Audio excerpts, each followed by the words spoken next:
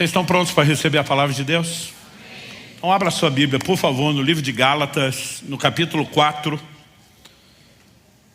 E nós vamos ler do versículo 1 até o versículo 7. Gálatas, capítulo 4, de 1 a 7. Esse vai ser o texto que vai dar não só o tom inicial, mas o trilho da nossa conversa. Eu quero ler na Nova Almeida atualizada. Gálatas, capítulo 4, de 1 a 7.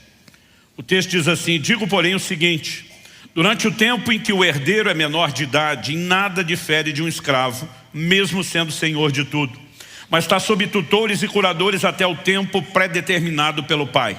Assim também nós, quando éramos menores, estávamos escravizados aos rudimentos do mundo.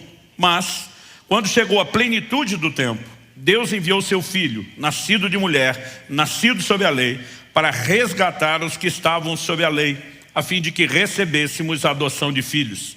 E porque vocês são filhos, Deus enviou o Espírito do seu Filho ao nosso coração. E esse Espírito clama: Abba, Pai. Assim você já não é mais escravo, porém filho. E sendo filho, também é herdeiro por Deus. Amém. O apóstolo Paulo faz várias declarações nesses versículos que nós lemos, mas eu queria destacar algumas palavras ou expressões chaves. A primeira delas, filhos. A segunda, herdeiros. Mas também quero destacar a expressão até o tempo pré-determinado pelo Pai. Assim como no verso 3, quando ele vai usar a frase assim também nós. O apóstolo Paulo introduz um elemento de comparação, uma alegoria, que muitos discutem se isso era algo cultural ou se era lei no Império Romano. E eu costumo dizer que o mais importante não é discutir se o que era cultural virou lei, se isso de fato tinha esse peso legal ou não. O fato era que era tão conhecido que Paulo consegue usar isso como uma alegoria de uma verdade que, espiritualmente falando, essa sim é uma lei, é um princípio inquestionável. Qual é? É o fato de que o pai, ele simplesmente olhava para o filho e dizia: legalmente você é herdeiro, você tem direito a tudo, tudo que é meu é seu. No entanto, até o tempo que o pai predeterminasse, e essa idade variava no Império Romano, isso poderia ser aos 16, poderia ser aos 18, há registros disso acontecer até 24, 26 anos de idade. Dificilmente se avançava muito essa idade e dificilmente se baixava essa média aí dos 16 aos 26. Ou seja, o pai dizia para o filho: você pode ser dono de tudo, mas até que chegue a idade certa, você não usufrui da herança. Você fica debaixo de tutores e curadores, gente que vão cuidar de você, vão te orientar, vão te ensinar, mas na prática você não difere em nada do escravo na casa. Ou seja, é dono, mas sem acesso à sua herança completa. Qual a razão dos pais agirem dessa forma? O motivo era muito simples. Enquanto o filho não tivesse um mínimo de maturidade evidenciada, ele não poderia ter acesso à herança. E eu quero tomar isso como ponto de partida, porque quando o verso 3 diz assim também nós, há duas aplicações que Paulo faz. A primeira delas, ele vai dizer: quando éramos menores, estávamos escravizados aos rudimentos do mundo. Vindo a plenitude do tempo, Deus enviou seu Filho. Paulo também vai usar isso como uma comparação para o tempo em que estivemos debaixo da lei, sem acesso à plena herança em Cristo e à nova aliança. Mas a mesma analogia serve para o fato de que eu e você, ele enfatiza no verso 7, somos filhos de Deus. Você pode dizer amém? Mas ele diz no verso 7, se você é filho, também é herdeiro por Deus. A pergunta é: quão herdeiro eu e você podemos nos considerar, quão herdeiros cada um de nós podemos nos considerar de Deus? Em Romanos, no capítulo 8, no verso 17, onde Paulo faz uma abordagem similar, ele diz: se somos filhos, também somos herdeiros, herdeiros de Deus e co-herdeiros com Cristo. Ou seja, co-herdeiro significa herdeiro juntamente com, e significa que eu e você somos tão herdeiros de Deus quanto Cristo é. Isso precisa gerar em mim e em você uma percepção daquilo que nós temos direito quando falamos a respeito de uma herança. Qual é a herança dos filhos? Nós sabemos que nem todos são filhos de Deus, como diz o ditado, todo mundo é filho de Deus, Quem se torna filho de Deus? João capítulo 1, versos 11 e 12 diz: veio para o que era seu, mas os seus não receberam. Mas a todos quantos o receberam, falando de Cristo, Deus deu-lhes o direito de serem feitos filhos de Deus. Nós nos tornamos filhos de Deus quando nos convertemos, né? Quando nos rendemos ao senhorio de Cristo, quando abraçamos por fé a obra de Cristo na cruz e somos regenerados. E a partir do momento que somos feitos filhos, nós somos introduzidos a esse lugar de herança. E quando a Bíblia fala de herança, ela literalmente está dizendo que tudo que é de Deus é nosso. Eu esperava um pouco mais de empolgação da sua parte. Eu sempre tive mania, viajando por aí, olhando para tudo que era bonito. Eu gostava de comentar com aquele papai que fez, né? Eu olhava para toda a imensidão de todo lugar onde passava e dizia: tudo isso é nosso.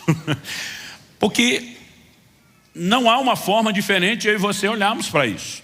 E eu não me refiro meramente a questões materiais, tangíveis, palpáveis. É lógico que nós temos uma herança eterna, essa não será usufruída na sua plenitude ainda. Mas em 1 Coríntios, no capítulo 3, no verso 22, Paulo diz: tudo é vosso. Ele também vai dizer: vós de Cristo e Cristo de Deus. Então a pergunta é: se tudo é vosso, não é algo literal, então as outras frases da mesma declaração, e vós de Cristo e Cristo de Deus, também não deveriam ser vistos como literais. Mas se nós somos de Cristo, literalmente, não há o que questionar ou relativizar. Se Cristo é de Deus, literalmente, não há o que questionar ou relativizar, a frase tudo é vosso também não deveria ser relativizada.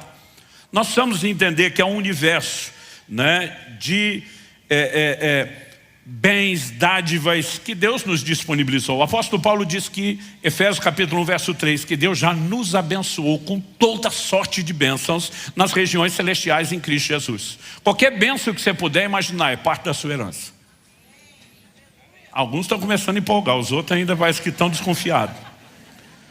Gente, outro dia alguém falou: não, mas isso está falando da herança futura. 1 de João capítulo 3, verso 2 diz: amados, agora somos filhos de Deus. Agora, a Bíblia diz: somos filhos, somos herdeiros. João diz: e ainda não é manifesto o que havemos de ser. Nós não sabemos qual o nível de upgrade, de atualização, de melhoria que vai ter. Mas a Bíblia diz: agora somos filhos. O que vem depois ainda não está claro. Então nós não podemos relativizar a herança dos filhos somente para o futuro. Mas o que muitas vezes nós não tomamos conhecimento é de que essa falta de percepção do que é nosso nos impede de usufruir aquilo que está à nossa disposição. Eu, anos atrás, ouvi uma expressão de um pastor com algo que ele se referiu denominando de a teologia do cabrito. O que era a teologia do cabrito? Ele faz uma analogia em cima da declaração do filho mais velho, né? O irmão mais velho, na verdade, do que nós conhecemos como filho pródigo, da parábola de Jesus.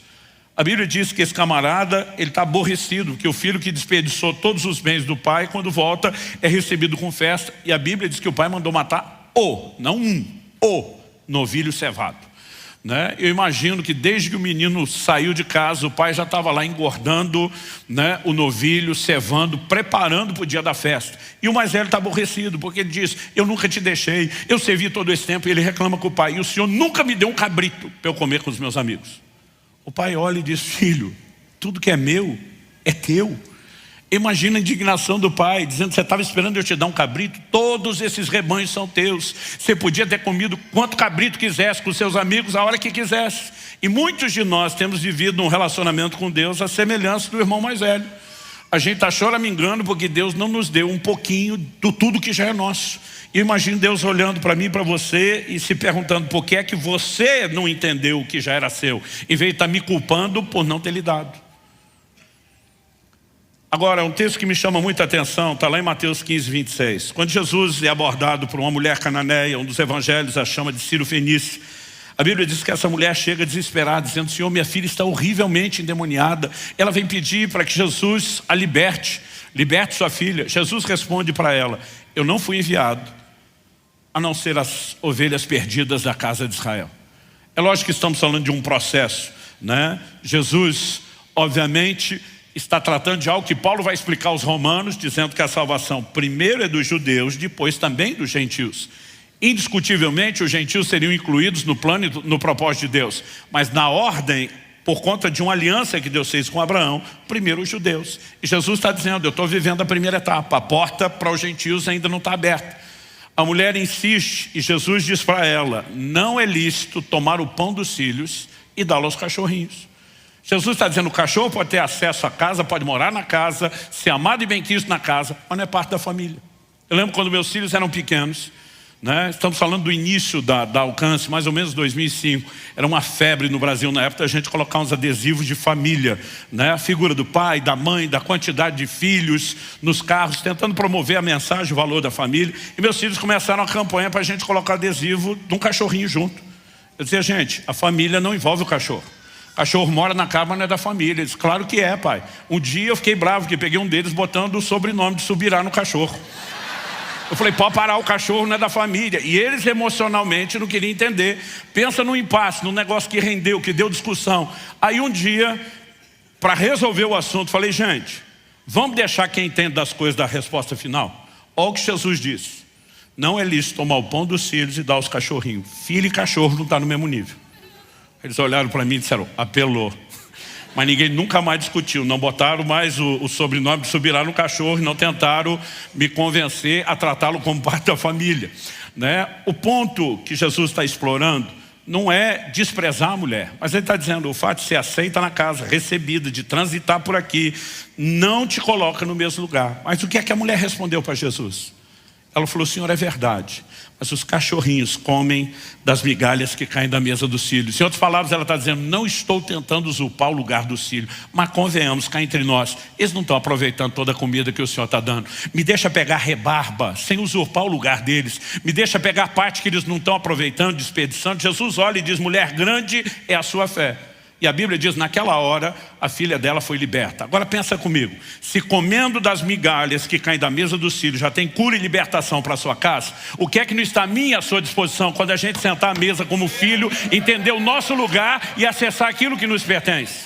Há uma herança à nossa disposição.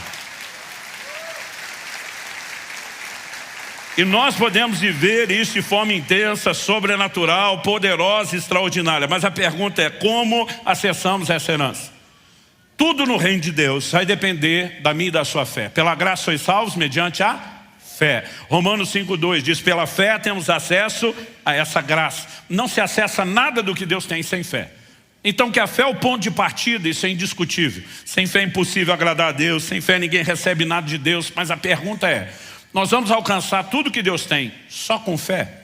E a resposta é, não. E há vários textos que nos mostram isso. Em 2 de Pedro, no capítulo 1, no verso 5, ele diz, acrescentai a vossa fé a virtude ao conhecimento. E ele vai falando de várias virtudes.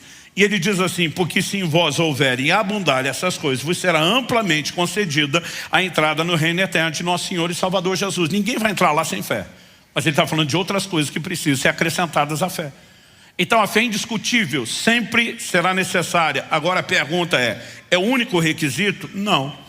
Em Hebreus, no capítulo 6, no verso 12, a Bíblia fala que nós temos que nos tornar imitadores daqueles que pela fé e paciência herdam as promessas. Como se herda as promessas de Deus? Fé e paciência. Outra tradução diz perseverança. Outra tradução diz longanimidade. Fé e perseverança andam de mãos dadas. Se você quer viver as promessas de Deus, precisa de fé. Mas é sempre fé e alguma coisa a mais. Quem está entendendo? Nesse texto, o apóstolo Paulo introduz um elemento importante para se acessar a herança completa, que é a maturidade. Se eu e você não tivermos maturidade, nós não poderemos acessar a herança completa. Esse é o primeiro tópico que eu quero destacar quando a gente fala dessa herança que devemos buscar e perseguir. Efésios capítulo 4, verso 13 diz, até que todos cheguemos à maturidade. Outras traduções diz a perfeita ou completa maturidade, né? A Nova Almeida atualizada diz até que todos cheguemos ao estado de pessoa madura. Se espera de nós maturidade. Então a palavra de Deus nos mostra que quando eu e você nascemos espiritualmente, somos como crianças, como bebês. 1 de Pedro 2,2, né? Diz que nós devemos desejar o genuíno leite espiritual para que nos seja dado crescimento para a salvação. Então começamos a vida espiritual semelhante a uma criança que entra no mundo como bebês, mas espera-se que a gente se desenvolva. A Bíblia vai falar de vários estágios do crescimento espiritual, comparados ao estágio da maturidade na dimensão física. Então a Bíblia vai usar o termo de bebês, de crianças, de meninos, mas fala sobre chegarmos à completa varonilidade, ou seja, o estado de homem feito, de adultos. Paulo, escrevendo aos Coríntios, fala que as crianças se alimentam de leite, mas os adultos de alimento sólido. Então ela usa não apenas as figuras desses estágios do crescimento, mas inclusive questões relacionadas ao comportamento, à alimentação. Paulo diz, quando eu era menino, falava com menino, pensava com menino, agia com menino, mas logo que cheguei a ser homem, deixei as coisas de menino. Seria muito estranho imaginar um garoto de 18 anos alistado para o exército, gritando lá no banheiro, mãe, vem me limpar. Porque espera-se que, à medida que se cresce e amadurece, que alguns comportamentos sejam deixados. Mas a maturidade, ela é necessária também para que se tenha acesso à herança. E Paulo usa esse elemento. Por quê? Sem maturidade, nós podemos botar tudo a perder. Quando você olha a própria parábola do filho pródigo, você tem alguém que tem acesso à herança antes de ter maturidade o suficiente e vai dissipar todos os bens vivendo uma vida dissoluta. Aliás, outro dia um irmão fez um comentário comigo, falou, pastor, eu estava lendo uma matéria e impressionante que aquilo trazia dados e estatísticas, e diz, incluindo os países de primeiro mundo, e diz, mais de 90% das pessoas que ganharam prêmios milionários de loteria perderam tudo em 2 anos. E diz, a maioria já no primeiro ano, mas em até 2 anos, 90 e tantos % das pessoas já não tem mais nada. Ele olha para mim e fala assim, essa é a maior prova de que esse dinheiro é amaldiçoado. Eu falei, amigo, eu não quero discutir a parte espiritual da coisa e evidentemente que eu não estou incentivando ninguém ao jogo, nós somos contrários, né, a isso por princípio espiritual, por ética e uma série de coisas. Mas eu falei para ele, tem uma outra pesquisa que mostra que muitos herdeiros de impérios bilionários, estamos falando de corporações, empresas, né, eles normalmente na segunda geração tem uma probabilidade altíssima de desconstruir, de demolir, estragar tudo o que a geração anterior fez. Isso não significa que tenha algo amaldiçoado. Mas o que você vai encontrar em comum, nos 2 casos, é que pessoas que são promovidas para algo para o qual não estão prontas e preparadas, tendem a desperdiçar isso. E deixe-me dizer algo para você, no reino de Deus não é diferente. No plano espiritual não é diferente. No ministério não é diferente. É por isso que Paulo escreve em 1 Timóteo, no capítulo 3, nos versos 6 e 7, que aquele que almeja o ministério, que quer ser visto, ele não pode ser neófito, novo na fé. Não significa que a experiência com Cristo não é genuína, mas ele ainda não teve tempo de amadurecer, de crescer. E nós precisamos entender isso. Aliás, pense algo que tem trazido problema para o reino de Deus, desde a primeira geração, desde o início da história da igreja, são líderes imaturos. João escreve a respeito de um camarada na sua 3ª epístola chamado Diótrefes, que eu tomei a liberdade de apelidar de Idiótrefes. Esse camarada, João diz, ele não nos recebe, e se alguém da igreja receber algum dos nossos, ele expulsa da igreja. Era o camarada que dizia, só eu posso estar debaixo dos holofotes, só eu posso brilhar. Agora eu fico pensando, o que seria receber João, gente? O apóstolo João, o discípulo amado, aquele que reclinava a cabeça no peito de Jesus para compartilhar algo na igreja. Fico imaginando um seminário de escatologia com João, falando sobre as visões do Apocalipse. Diótrefes dizia, na minha igreja João não pisa e quem anda com ele também não. Né? Gente que é insegura emocionalmente, que não amadureceu, que não cresceu, isso tem trazido estrago demais. Eu olho para a minha própria jornada, para a minha própria história. Eu comecei o ministério muito cedo, me dediquei ao Senhor e à obra do ministério muito cedo. E eu comecei a ver muito resultado do ministério e crescimento ministerial bem cedo. Mas em agosto de 93 eu tive um acidente de carro que me gerou uma crise muito grande. Eu falo muito sobre isso no meu livro O Agir Invisível de Deus. E eu lembro que 1 ano e pouco depois, quando estava sendo ordenado ao pastorado, nosso querido, saudoso pastor Francisco teve uma experiência quando impôs as mãos sobre mim. Pastor Tomás estava junto, né? Saudoso Miguel, que já está com o senhor também, e estava orando. Ele teve uma visão aberta de um anjo de Deus que falou com ele a respeito do meu acidente, das coisas que eu estava passando, da crise que eu estava vivendo. E basicamente o anjo disse para o Francisco, diga para ele que o acidente de carro que ele teve, né, embora tenha sido um ataque de Satanás, teve uma permissão divina. E ele começa a falar a respeito de como eu não estava pronto e preparado para aquele lugar onde eu estava entrando. O anjo diz assim, o sucesso dele se transformaria em fracasso, porque ele iria sucumbir debaixo do peso do próprio ministério. Ele estava entrando em níveis para os quais ele não estava preparado. E o anjo diz, o diabo queria pará-lo porque eu via como uma ameaça. Mas o anjo diz, mas o Senhor precisava pará-lo para não perdê-lo. E o anjo termina a história falando, ele vai passar por um processo nos próximos anos de muito amadurecimento, antes que Deus o permita ser novamente reintroduzido naquilo que está fazendo. Quando você ouve uma palavra dessa, você pensa, o processo vai ser 1 ano, 2 anos. Depois de 25 anos, que foi a data, né, do meu tempo de pastorado, quando eu fiz a transição para o Marciano assumir Alcance, Deus disse, agora estou te levando de volta lá onde nós paramos, 25 anos depois. Sabe por quê? Ninguém amadurece sem tempo. Maturidade nunca vai acontecer da noite para o dia. Eu lembro da época em que mamãe botava fruta na estufa, vocês lembram disso? Enrola em jornal, bota embaixo dentro do fogão, você tenta acelerar a maturação, mas por mais que você possa acelerar, você não vai evitar o fator tempo. Maturidade sempre vai requerer tempo, mas a pergunta é, só o tempo é necessário? E eu tenho percebido não só que é uma maturidade requerida, que a maturidade não virá sem tempo, mas por outro lado, eu também percebo nas escrituras que só o tempo não resolve. Então, Jesus fala de processos usando figuras da natureza que são similares àquilo que nós vamos experimentar no plano espiritual. Por exemplo, em Marcos 4, de 26 a 29, ele diz, o reino de Deus é semelhante ao homem que planta a semente. Ela brota sem ele saber como. Aí Jesus diz, primeiro vem a erva, depois a espiga, depois o grão cheio na espiga, mas só vai colher quando estiver maduro. Desde o processo do plantio, germinação, tudo isso, cada etapa envolve tempo. Essas coisas não vão acontecer todas da noite para o dia. E a nossa maturidade também não. Mas insisto na pergunta, só o tempo garante tudo? E a resposta é não. Em Hebreus, no capítulo 5, nos versos 11 e 12, nós lemos assim, a esse respeito, temos muitas coisas a dizer, coisas difíceis de explicar. E o autor vai dizer, porque vocês se tornaram tardios em ouvir.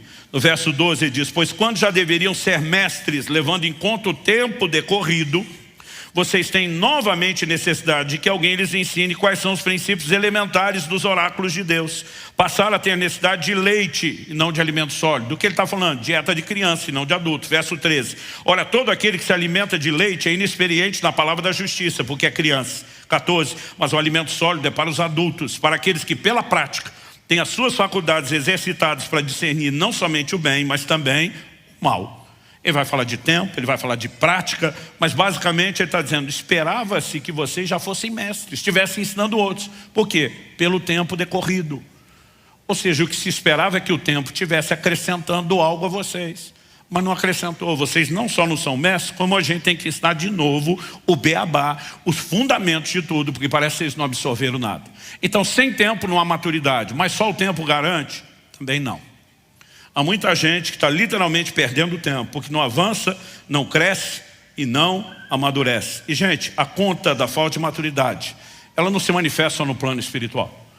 Ao longo de 30 anos de pastorado, depois de muito aconselhamento, né, dado horas investido nisso, principalmente lidando com casais em crise, honestamente, tinha hora que minha vontade era dar uma chupeta para cada um, para marido e mulher, né, e dizer, vocês são 2 crianças, não cresceram. Porque a falta de desenvolvimento emocional é evidente que ela impacta a nossa vida espiritual. E nós percebemos o quê? Essas pessoas tiveram tempo, mas certamente lhes faltou o quê? Alguns processos. Isso é o que eu e você precisamos entender. E eu quero, junto com o ensino, colocar quase que uma espécie de desabafo. A perspectiva da visão familiar mudou demais, né? Mudou demais. Porque eu lembro que alguns anos atrás eu conversei com uma pessoa muito querida. Falei, está planejando ter outro filho? A pessoa tinha um filho só, né? E a vida é uma eterna cobrança. Quando está solteiro, a gente pergunta quando vai namorar, começa a namorar, pergunta quando vai noivar, quando fica noivo, quando é que vai casar, quando casa, quando é que vai ter filho, tem um filho, quando é que vai ter outro, se tiver outro, a gente pergunta mais um. Então a gente está sempre cobrando. Falei, e aí, tem plano de ter mais algum filho? Mas a resposta foi rápida, contundente, intensa. De jeito nenhum. Do jeito que a pessoa falou, eu falei, uau, quanta emoção nisso. Eu falei, por que de jeito nenhum? Ele falou assim, porque ter filho é muito caro. Primeira coisa que alguém poderia pensar é que nós estamos falando de um pai avarento, né? Que simplesmente está pensando só no trabalho que vai dar a ele, mas o ponto não era esse. O que você tem ali, e o que tinha ali, eu posso atestar, conheço a pessoa, era alguém tão disposto a dar o melhor para o filho, que ele falou, para aquilo que eu planejo dar, eu só consigo bancar um, não consigo bancar dois. Não é que ele não achava que valia a pena. Ele simplesmente dizia, eu não consigo manter o padrão daquilo que eu quero oferecer. Mas por mais positivo que soe olhando dessa forma, nós temos uma mudança de pensamento em relação não só aos tempos bíblicos, gente, mas ao que até pouco tempo atrás nos norteava. Ninguém antigamente pensava, não vou ter mais filho porque custa dinheiro. Antigamente o pensamento era o contrário. É só você olhar para a Bíblia. Quando a palavra de Deus diz que os filhos são como flecha e diz, bem-aventurado o homem que enche deles a sua aljava, ou seja, quanto mais filho melhor. Qual é a lógica aplicada pela própria Escritura? Na sequência o versículo diz assim, não será envergonhado quando tratar com seus inimigos à porta. Quanto mais filho, principalmente agora falando dos homens, nesse caso específico, o camarada tivesse, na hora de resolver a treta com qualquer vizinho na porta, com aquele monte de guarda-roupa atrás dele, de braço cruzado e cara de bad boy, mais segura a família estava. Os filhos sempre eram vistos como aqueles que iam acrescentar algo à família. Não era só proteção, produtividade, gente. Hoje a gente pensa que um filho a mais para comer custa mais. Antigamente se pensava de forma oposta. É mais mão de obra para trabalhar a terra, para plantar, para colher, para colocar mais comida na mesa. E qual é a grande mudança de antigamente para agora? É que antigamente se pensava na chegada dos filhos como quem vai contribuir para a família. E hoje nós pensamos nos filhos como alguém que a família vive em função deles. E essa inversão está causando a desordem emocional que vai custar mais caro do que a gente já está conseguindo ver ou mensurar até agora. Eu não preciso ir muito tempo atrás, gente. Vou falar da geração dos meus pais. Meus dois irmãos, o mais velho e o mais novo, eu sou do meio de 3, começaram a trabalhar com 12 anos de idade. Ralava o dia inteiro, pacoteiro de supermercado para ganhar meio salário mínimo. Eu achei que era mais esperto que eles. Falei, nasci para ser empresário, para ser patrão, para ter os meus próprios negócios. Eu ganhava mais dinheiro que eles me divertindo. Literalmente. Eu fazia pipa não só para soltar, eu fazia para vender. E aprendi técnicas do comércio desde bem cedo, fidelizar o cliente, por exemplo. Então o camarada comprava a minha pipa e erguia, eu descia com a minha, com o cerol na linha, cortava e aparava. Arrumava e vendia de novo para o mesmo cliente que já estava satisfeito com o produto anterior. Eu fazia dinheiro me divertindo. Eu sou da época anterior a videogame. O pouco que tinha não era para qualquer um, né? Era um gráfico ruim, caríssimo. Então eu sou o remanescente que ainda brincou, jogou bolinha de gude, rodou peão. Tudo virava negócio, gente. A gente quando rapelava, que era tirar todas as bolinhas de gude do outro, ganhou, eu vendia de volta mais barato do que ele comprar no mercado. Até ganhar de novo, vender de novo, né? Eu fazia a mesma coisa com o peão. Eu fazia mais dinheiro que meus irmãos me divertindo. Só que um dia eu entro em casa, 14 anos. Meu pai está conversando com um amigo na sala, eu cumprimento, né, os dois. Meu pai diz, volta e cumprimento direito seu chefe. Falei, meu o quê? Falou, seu chefe, acabei de arrumar um emprego para você. Eu olho e pergunto, quanto é que eu vou ganhar? Meu pai diz, não interessa. Eu digo, como que não interessa? Falei, pai, se eu tenho 2 filhos ralando que só para ganhar meio salário mínimo, eu estou ganhando mais dinheiro que eles me divertindo. Meu pai falou, e esse é o problema. Ele diz, trabalho não diz respeito só a dinheiro. Você precisa aprender a ter horário, você precisa aprender a submeter a um chefe, você precisa entender que há uma questão de desenvolvimento de caráter. Ele falou, sua festa acabou, você começa amanhã. Eu olhei, era uma quarta-feira, falei, quem começa a trabalhar na quinta? Podia pelo menos esperar até a segunda, que nem regime. E meu pai disse, tem mais, e o salário não é só seu. Depois de tirar o dízimo, que é a parte de Deus, vai ficar só com esse percentual para você. O resto você ajuda em casa. Aí eu fiquei valente, falei, o senhor não precisa. Ele falou, eu não, mas quem precisa é você. Precisa entender que filho não é um bicho parasita que vai passar a vida inteira sugando os pais, principalmente depois de crescer. Que ele é parte da família. Se é parte da família, não só usufrui, ajuda a construir. Então a partir de agora vai ajudar dentro de casa. Papai subiu o tom, eu, sim senhor. Só que hoje em dia a mentalidade mudou. Os pais querem fazer tudo pelos filhos. Aliás, parece que é uma geração frustrada, dizendo, meus pais não me deram tudo. E aí eles decidiram estragar a próxima geração, sem entender que processos que você passou te ajudaram a crescer. E aí nós começamos a sabotar essas coisas. Gente, a mentalidade mudou demais. Por que é que os pais hoje estão dizendo, não quero ter mais? Custa muito, porque eles só pensam o tempo todo em tudo que eles têm que fazer. Mas não há uma visão de que os filhos precisam participar. Não estou falando, gente, de criança. Mas estou falando de gente que cresceu e precisa ser preparado para a vida. Quem está me entendendo? Então, se nós não mudarmos essa mentalidade, começando da criação dos filhos dentro de casa, nós não vamos produzir amadurecimento. Eu lembro que eu comecei a ter determinadas percepções em Deus, palavras proféticas, e eu sabia, por exemplo, meus filhos, era regra de casa, nunca foi regra para a igreja. Meus filhos não podiam namorar antes dos 18 anos. Mas eu falei para minha esposa, falei, amor, nosso filho não namora antes dos 18, mas não sei se chega aos 19 para casar. Não é o que eu aconselho para os filhos dos outros. Mas eu dizia para ela, eu tenho uma percepção em Deus de que as coisas vão andar depressa. Quando meu filho fez 15 anos de idade, eu queria tirar algumas coisas dele, né? Quando eu fiz 15 anos de idade, antes disso meu pai já tinha tirado a TV de casa da gente, dizia que não era para focar só em entretenimento, mas depois aos 15 anos de idade, cheio do Espírito Santo, eu lembro que eu deixei de lado algumas coisas. Primeiro minha bike de freestyle, né? Eu decidi que mesmo na casa dos amigos, em outro lugar que teria acesso, eu ia poupar tempo de entretenimento para focar na preparação do ministério. Então quando o Israel estava chegando perto dos 15, falei para minha esposa, falei, vou tirar o skate dele. O dele não era uma bike de freestyle, era o skate. Falei, vou tirar o skate e o videogame. Falou, por quê? Eu falei, está na hora de preparar esse menino, porque a gente não tem muito tempo para acelerar a maturação dele. Eu lembro que eu fui pregar numa igreja em outro estado. Eu só tinha falado daquilo com a Kelly e mais ninguém. Quando termina o culto, estamos debaixo de um mover de Deus tremendo, e alguém bota eu ajoelhado no chão, me acabando de chorar, alguém bota a mão nas minhas costas e diz, Deus mandou te dar uma palavra que não precisa explicar para você entender. Deixa o menino com o skate e o videogame. Não mexa nisso, porque ele tem pouco tempo para se divertir, porque ele vai ter que virar um homem muito depressa, porque tudo o que Deus tem na vida dele vai acontecer depressa. Eu falei, ok, vou dar um tempo a mais. Mas quando foi chegando perto dos 18, meu filho ganhou uma bolsa de estudo para estudar nos Estados Unidos. E eu sentei com ele e falei, filho, glória a Deus que não se paga pelo estudo, mas só morar lá, viver custa. Então você vai ter que comer, você vai ter que morar. Por mais simples seja a vida, vai custar e vai custar em dólar. Você tem noção de quanto é?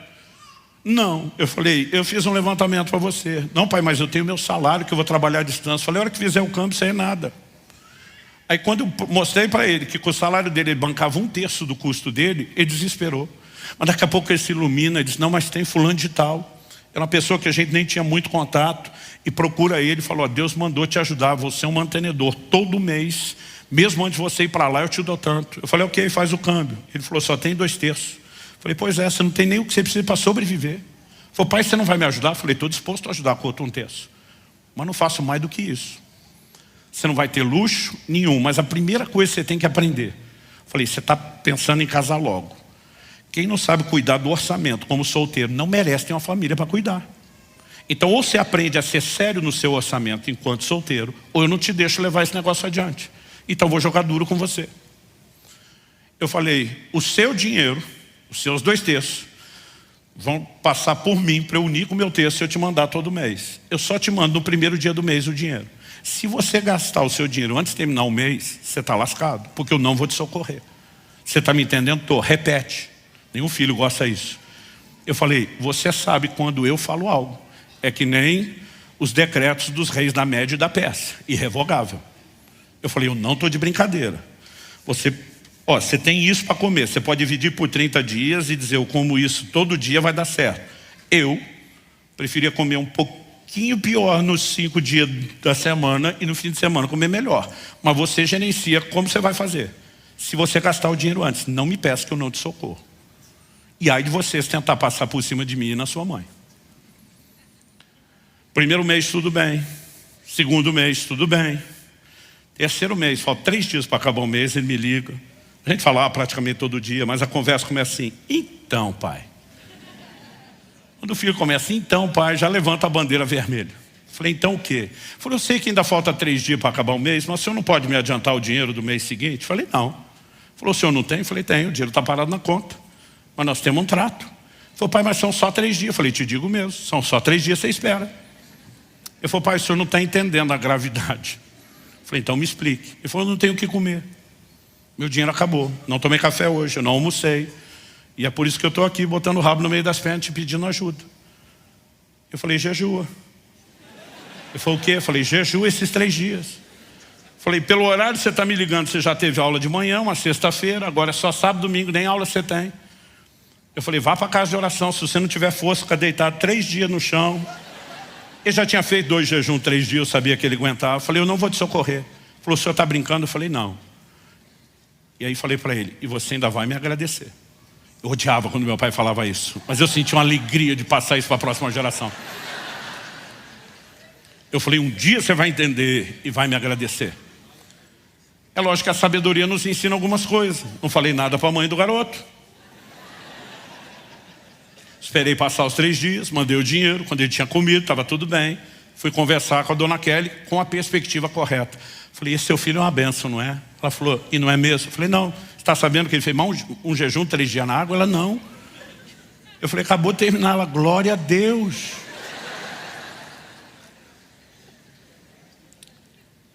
Aí eu falei, tá certo que eu tive uma pequena participação. Ela falou, você é um pai incentivador. Eu falei, então, dessa vez não foi só incentivo, fui eu que mandei ele jejuar. Não, mas quando você tem esses comandos de Deus, é muito importante. Eu falei, não foi comando de Deus não, mandei porque o quê? Ele falou, o que é que você não está me contando? Eu falei, respira, não surta. Seu garoto é maior de idade, não é mais um bebê. Lembrou disso? Lembrei. Aí eu contei a história para ela. Eu falei, amor, isso não é cruel só para uma mãe. Isso foi difícil até para mim. Mas eu tive um comando claro de Deus. Se você socorrer ele agora, ele não vai aprender nunca. Ele vai folgar todo mês. Eu preciso forjá-lo, eu preciso transformá-lo num homem. Eu sei o que eu estou fazendo. Eu estou confiante em Deus. Ela falou, mesmo assim é difícil.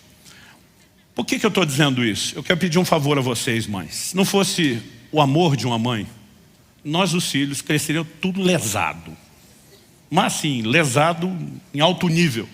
Porque Deus fez todas as coisas com sabedoria. E a mãe tem uma capacidade de conforto, de consolo inigualável. Mas mãe, me ouça, tudo que Deus fez foi com sabedoria. Não só o amor e o consolo da mãe. A severidade de um pai é importante no desenvolvimento do caráter e na formação de todos os filhos. E eu quero pedir algo a vocês. Parem de atrapalhar os seus maridos a serem firmes. Porque algumas mães estão estragando os filhos em vez de ajudá-los. Porque estão roubando deles processos de amadurecimento. A maioria de nós teve que lidar com um monte de dificuldade. E a gente acha que os filhos não podem ter dificuldade nenhuma. Estamos colocando eles dentro de uma bolha em vez de prepará-los para a vida. Eu lembro que levou mais ou menos uns 2 anos, 2 anos e meio. Meu filho já estava casado, um dia ele me liga e falou, pai, estou ligando para te agradecer. Eu falei, agradecer o quê? Você me deve muita gratidão para muita coisa. Eu falei, lembra quando o senhor me fez fazer aquele jejum compulsório? Eu falei, lembro. E ele falou, e você me disse que um dia eu ia te agradecer. Ele falou, pai, eu estava pensando essa semana, eu não seria o homem de família que eu estou me tornando se você não tivesse me ajudado. Eu também não seria o homem de Deus que eu estou me tornando se o senhor não tivesse me ajudado. Porque depois que esse episódio passou, eu falei, filho, aprendeu a cuidar do orçamento? Ele falou, com certeza, nunca mais vou vacilar. E nunca mais vacilou mesmo, né? Porque a lição foi firme, foi precisa. Tá certo que há perspectivas e perspectivas para se olhar isso. Um dia meu filho recebeu um vídeo que alguém mandou do YouTube, né, com aqueles títulos bem sensacionalistas. Pai faz o próprio filho passar fome para ensinar a lição. E disse, que doido, quem faria uma coisa dessa? Aí ele vai ver, era eu contando a história dele.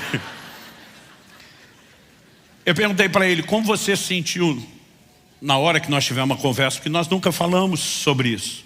Ele falou, pai, na hora me bateu a indignação. Primeira coisa que eu penso é, que pai é esse que se recusa a dar comida para o próprio filho? Fala, você não pensou que filho é esse que não ouve o conselho do pai sobre... Ele falou, não, me fiz de vítima. Ele falou, e o sentimento no início foi ruim. Eu falei, como é que você lidou com isso? Foi enquanto eu jejuava e orava muito nos 3 dias.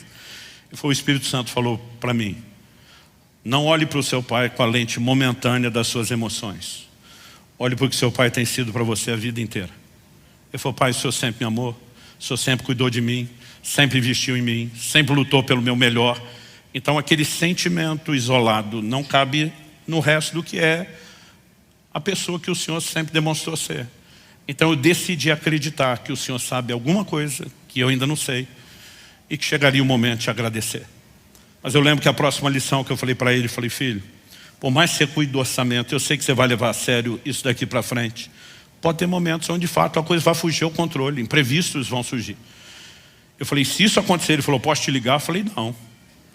O acordo continua o mesmo. Eu falei, quantos milagres você viu, milagres de provisão dentro de casa enquanto você crescia? Ele falou, muitos. Eu falei, Deus não mudou, filho, é o mesmo. Mas está na hora do Deus do seu pai se tornar o seu Deus. E se algo acontecer, você nem ouse me ligar que eu não vou te socorrer. Mas você pode buscar Deus. Você pode começar a viver os seus milagres. 2 meses depois, o dinheiro dele aconteceu imprevisto. Eu tinha certeza que ia acontecer isso. Ele fez de tudo, desdobrou, esticou. Faltava 2 dias, o dinheiro terminou. Ele não me ligou, só contou a história depois. Ele pensou, quem jejua 3, jejua 2. Mas ele está na metade do primeiro dia do jejum. Ele fala, Deus, eu tenho jejuado muito para te buscar por amor. Mas não quero fazer isso, obrigado, não. Ele falou, eu só fico lembrando do meu pai dizendo que está na hora de eu descobrir o meu Deus e o Deus das minhas provisões. Ele começou a orar, eu quero pedir que o Senhor faça algo, que o Senhor interfira. E eu ainda tinha dito algo para ele. Eu falei, último, os últimos $10 você nunca gasta. Você nunca sabe o que é que você vai precisar. Uma locomoção urgente, não tem gasolina, não tem transporte. Falei, os últimos $10 é proibido tocar. Então, chegou em 10 você não tem. Isso é uma reserva. E ele tinha $10 no bolso, mas ele estava levando aquilo a sério. E ele começou a orar e dizer, eu quero que o Senhor faça algo, porque eu não vou desrespeitar meu pai. Então eu não tenho esses $10. Enquanto ele estava orando, aquela oração foi aquecendo, pegando fogo, o coração dele foi fervendo. Teve uma hora que o Espírito Santo falou para ele, vá para a cafeteria agora. E ele simplesmente levanta, sai da sala de oração, vai para a cafeteria, pega a fila. Todo mundo está sendo atendido, ele pensando, o que eu vou fazer na hora que chegar a minha vez? Porque eu não posso gastar os $10. Quando finalmente a última pessoa está sendo atendida antes dele, o camarada vai pagar a conta quando termina o pedido, olha para ele, olha para o caixa, olha para ele de novo e fala em voz alta, meu filho ouvir, nunca se viram na vida. Tudo que esse menino pegar é por minha conta. Eu estava para largar um glória a Deus e meu filho disse que falou assim, não cara, que isso? Falei, filho, pelo amor de Deus, tu entra na fila sem dinheiro, pedindo que eu faça algo e fala, não, que isso? Ele falou, pai, eu nem sabia o que ia acontecer, eu não estava preparado para aquilo, fiquei sem graça. Mas o cara ficou insistindo, não, eu vou pagar, Deus colocou no meu coração, eu vou pagar a sua comida hoje, meu filho. Não precisa, o cara insistiu tanto, o que você quer? Eu falei, não, tá bom, então só um café. Aí ele falou, você não veio aqui só para tomar um café? Eu falei, quer saber, não vou perder tempo com você. Virou para o atendente e falou, você conhece ele que deve vir aqui todo dia, o que ele normalmente consome? Falei, além do café ele compra esse muffin salgado. Ele falou, me dá os 2, pagou. Pegou o troco, botou no dinheiro dele, falou, isso é algo entre você e Deus, você estava orando agora há pouco e resolvendo. Meu filho teve um surto de fé, surtou. Foi, pai, naquele ano que eu fiquei ali no Kansas, antes de ir para Tulsa, né? Ele falou assim, eu tive essa mesma experiência 3 vezes, de entrar na fila sem dinheiro e dizer, Deus, eu vou confiar no Senhor. Eu fiz minha parte, agora é contigo. E sempre acontecia algo. Eu falei, pai, eu tenho vivido milagres, eu tenho visto Deus fazer coisas extraordinárias, porque primeiro o Senhor me ensinou a ser homem. E depois o Senhor me ensinou a ser homem de Deus. Eu falei, não pense você que já me agradeceu tudo que podia, você ainda vai me agradecer mais. Mas é bom você ver o resultado disso. Mas queridos, preste atenção. Nós precisamos resgatar algumas coisas que diz respeito ao entendimento de processos. Eu lembro de um dia que eu chego em casa e minha esposa não está triste, mas não está feliz. As mulheres às vezes são difíceis de decifrar, mas tem hora que você não entende, mas você sabe que tem algo que não está legal. Falei para minha esposa, falei, está tudo bem? Tá. Falei, não está. Tá, não está. Você não está feliz, não está triste. Esse é o problema, você não está nada, você está estranha. Com muita dificuldade apertando, ela, estou com dó de Israel. Eu falei, dó por quê? Falou, ele está lá nos Estados Unidos, sem dinheiro para quase nada. Eu falei, meu amor, e você estudamos escola pública. Nós é que não tinha dinheiro para nada. O menino está na América, mesmo que estiver passando fome, está passando fome na gringa. Eu falei, o que é que está pegando? Isso, na verdade, foi antes do jejum compulsório. Ela falou, não, a gente estava numa chamada de vídeo, teve uma hora aqui na cozinha, eu passei na frente da cesta de fruta. Ele falou, ai mãe, que saudade dessas frutas, porque a verba aqui não dá para comer fruta, aqui fruta é cara. Falou, estou com a dó dele. Continuei a conversa, encerrei sem dar na cara, saí, peguei meu telefone, subi para o andar de cima, o quarto onde ela não ia ouvir, chamei meu filho. Ele olhou, pai, tudo bem? Falei, tudo bem, coisa nenhuma. Falei, eu estou te criando para ser homem. Você quer casar? Quero. Então aprenda a ser homem. Homem não chora com mulher. Você não chora com a sua mãe, você não chora com a sua esposa. Se você quiser chorar, chora com Deus, chora comigo, chora com os seus amigos. Mas você tem que ser homem e trazer estrutura, estabilidade emocional para sua casa. Próxima vez que você chorar que não tem fruta para comer para sua mãe, não vai faltar só fruta para você comer. Você está me entendendo? Sim, senhor. Eu lembro que meses depois aquele falou, acho que Israel adaptou bem, nunca mais reclamou de nada. A gente tem que mudar a maneira como estamos tocando nossa casa, gente. O propósito da administração não é falar sobre família, mas eu não quero jogar fora esse gancho. Por quê? Muitos de nós estamos tendo problemas com Deus por questões que nos faltaram dentro de casa. Uma geração que cresce com limites, ouvindo não, ouvindo espere, não tem dificuldade quando Deus fala não ou espere. Mas uma geração mimada, que cresce sem nunca ouvir não, nem espere. Quando Deus vai falar não, e Deus não vai jogar o jogo que seus pais jogaram com você se foram moles, aí você começa a ter um monte de gente com crise de fé. Deus não me ama, Deus não está fazendo tudo que eu quero na hora que eu mando. E nós temos um monte de gente abalada porque não entende o processo. Quais são os processos, gente? Tiago capítulo 1, para a gente encerrar. Versículos 2 a 4. Meus irmãos, tenham por motivo de grande alegria. Se a Bíblia falasse motivo de alegria já é um desafio, mas aqui está dizendo de grande alegria. O quê? O fato de passarem por várias provações. Não é nem só provações, várias. Motivo de grande alegria passar por várias provações. Por quê? Sabendo que a provação da fé que vocês têm produz perseverança. O texto continua e diz, ora, perseverança deve ter ação completa para que vocês sejam perfeitos e íntegros, sem que lhes falte nada. Meu querido, se eu pudesse entrar numa hipotética máquina do tempo, voltar atrás, arrumar, mudar tudo na minha vida que eu quisesse, eu posso te dizer hoje com toda certeza, eu não escaparia de nenhuma dificuldade que eu passei. Porque foram elas que me forjaram, foram elas que me fizeram crescer, amadurecer, elas foram processos de Deus. E muitas vezes o desespero, a aflição que a gente está, a falta de alegria, é porque a gente já sabotou tanto isso dentro da própria criação, onde nós não temos nem perspectiva para que Deus possa usar. Aliás, quando o camarada está lendo lá que Deus nos corrige como o pai corrige o filho a quem ama, tem gente que nem consegue entender mais perspectiva de amor. Porque a correção está desaparecendo da casa de muitos. E nós perdemos completamente a capacidade de entender, de relacionar com Deus e de corresponder com Ele por outro lado. Então me deixa recapitular. Nós somos filhos. Como filhos somos herdeiros. A herança é muito maior do que nós podemos mensurar. Mas para ter acesso a ela, nós vamos precisar de mais do que fé. Vamos precisar de maturidade. Maturidade não virá sem tempo, mas também não virá só com tempo. Vai requerer processos. E nesses processos, nós vamos experimentar. Eu lembro quando era criança e às vezes acordava reclamando de dor. Minha mãe explicava que eram as dores do crescimento. Durante muito tempo achava que isso era mito. Depois descobre que é verdade. A criança tem uma hora que acelera o crescimento, está literalmente esticando. E vai ter, inclusive, dores físicas. E há momentos que no plano espiritual, eu e você vamos sentir algo parecido.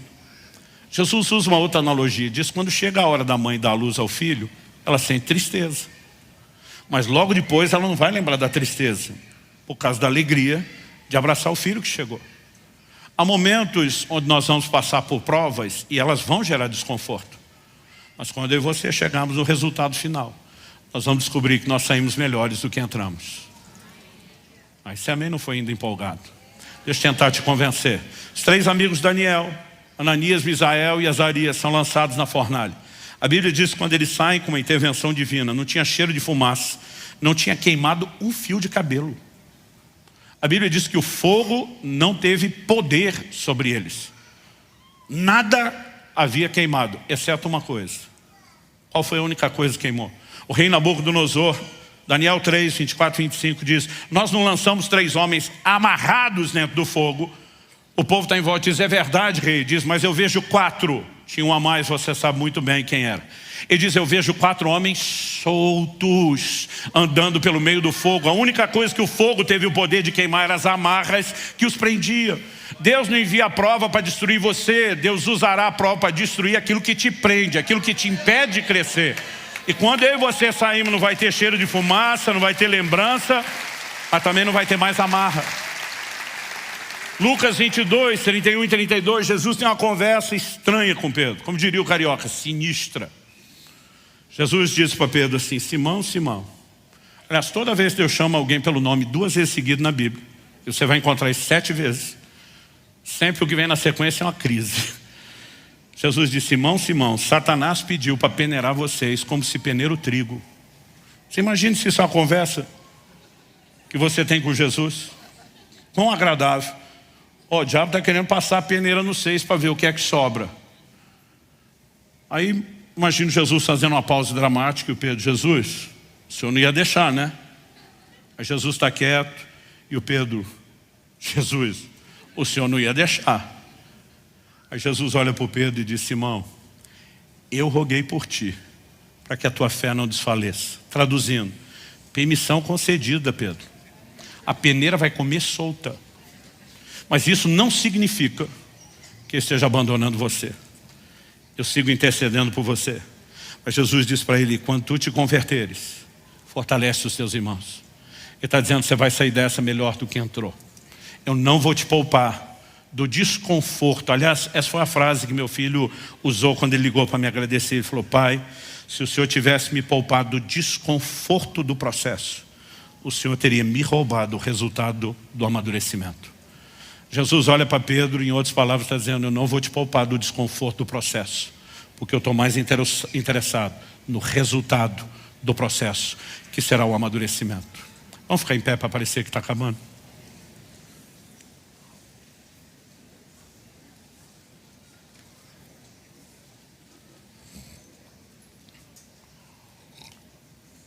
Deuteronômio 32, 11 e 12.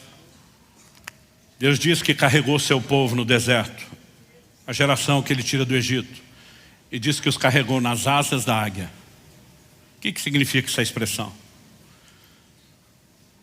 Águia não é um meio de transporte, tipo ônibus que você vai ver carregando passageiro. Mas dentro da natureza, não é com todo tipo de águia, mas dentro da natureza, o único momento onde você encontra isso é o chamado voo de adejamento. Chega um momento onde a águia mãe olha para os filhotes e ela sabe que chegou a hora de deixar o ninho. Mas é confortável demais para eles ficar lá. E ela começa a expulsá-los do ninho.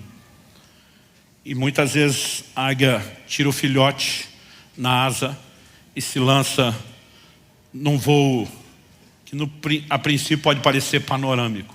E de repente ela dá uma sacolejada na asa e diz: te vira. E no susto e no desespero, os filhotes normalmente aprendem a voar. Há casos onde ela tem que dar o rasante e recuperar o filhote que ainda não conseguiu voar. Quando a Bíblia usa esse paralelo, de alguma forma Deus está dizendo: eu também vou tirar vocês da zona de conforto. Em alguns momentos vai parecer que eu estou jogando vocês na fogueira, mas eu quero que vocês cresçam. Mas quanto mais mimada for uma geração por processos que nos são roubados, mais dificuldade nós vamos ter de entender a maneira como Deus lida. Mas preste atenção, seus pais foram moles com você. Deus não vai jogar o jogo deles. Ele não vai abrir mão de princípios. Então você entende isso pela sabedoria bíblica e aceita o conforto do Espírito Santo. Ou o processo será mais doloroso, mas que vai rolar, vai rolar. Mas qual é o resultado final? Não é um Deus querendo que eu e você soframos. É um Deus querendo nos levar ao resultado do amadurecimento, para que a gente possa acessar uma herança ainda maior, na sua plenitude. Quem está entendendo, diga amém. Pai, nós oramos pedindo graça e favor, não apenas para o entendimento, mas para a aplicação da Tua palavra de forma pessoal, individual. Oramos que o Senhor, além de trazer compreensão dos princípios da Tua palavra, que o Senhor provoque e gere em nós a devida resposta de entrega, de rendição, de confiança no Senhor e nos seus cuidados. Nós pedimos graça e favor do Senhor, tanto para que possamos ter famílias que natural e emocionalmente promovam um ambiente de crescimento e amadurecimento, como também, ó Deus, que possamos viver um ambiente de preparação dos filhos espirituais, para que possam viver os processos de maturidade, porque será a única forma através da qual teremos acesso à herança plena. Eu sei que há alguns que estão nesse momento sentindo as dores do crescimento. E nós clamamos bálsamo sobre o coração deles. Nós não te pedimos que o Senhor os poupe do desconforto do processo, apenas que o Senhor os sustente e que eles consigam vislumbrar aquilo que os aguarda depois. Que haja fortalecimento sobrenatural para que o processo não seja interrompido, não seja abortado, mas chegue ao seu pleno resultado. Que cada um de nós possa viver todos os teus processos, crescer e chegar nesse lugar que o Senhor planejou para cada um de nós. A perfeita varonilidade, o estado de pessoa adulta, completa. Nós oramos em nome de Jesus e para a glória de Deus. Se você crê e concorda, diga amém. Se você recebe essa palavra, diga eu recebo em nome de Jesus.